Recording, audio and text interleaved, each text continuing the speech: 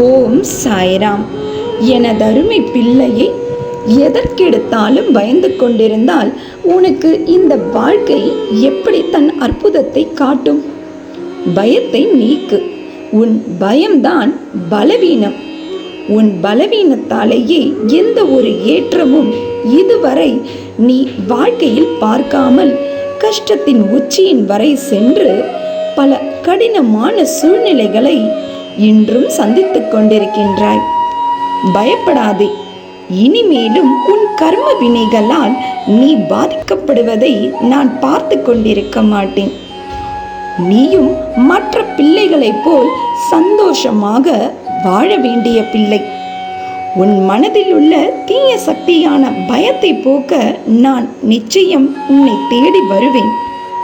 நீ மட்டும் எதையும் எதிர்த்து போராடும் துணிச்சலோடு நிற்க பழகிக்கொள். உன் பயத்தை போக்க நான் பக்தி மார்க்கத்தை காட்டியுள்ளேன். என் கையை இறுகப்படுத்திக் கொண்டு சாய் என்னை கைவிட மாட்டார் என்று தீர்க்கமாக நம்பு. தெய்வத்தை நம்புபவர்களுக்கு கஷ்டகாலம் என்றுமே தொடராது.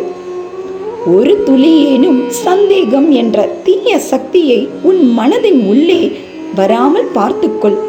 கடினமான மோசமான சூழ்நிலைகளை நீ சந்தித்துக் கொண்டிருக்கின்றாய் என்றால் இதுவரை உன் குடும்பத்தில் நடந்து கொண்டிருந்த தீய சக்தியின் ஆட்டம் எல்லாம் முடிவடைய போகிறது என்று அர்த்தம்.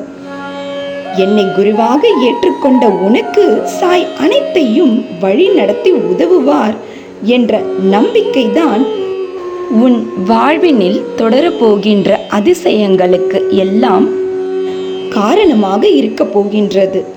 நான் உன் வீட்டினில் நிரந்தரமாக பிரவேசிக்கும் நேரம் வந்துவிட்டது. இந்த பிரபஞ்சம் உன்னோட கனவுகள் அனைத்தையும் முடித்து தருவதற்கான வேலைகள் அனைத்தையும் முடித்தாயிற்று. உனக்கானது உன்னிடத்தில் வந்து சேரும் நாள் நெருங்கிவிட்டது. காத்திரு, பொறுமையோடு காத்திரு.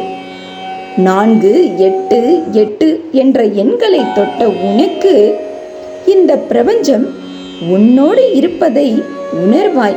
இந்த பதிவை கேட்ட நொடியே உன் வீட்டில் ஒரு அதிசயம் நடக்கும். இன்றும் என்றும் என்றென்றும் உன் சாயப்பா உன் அருகில். வாழ்க வையகம், வாழ்க வளமுடன். ஜெய் சாய்ராம்.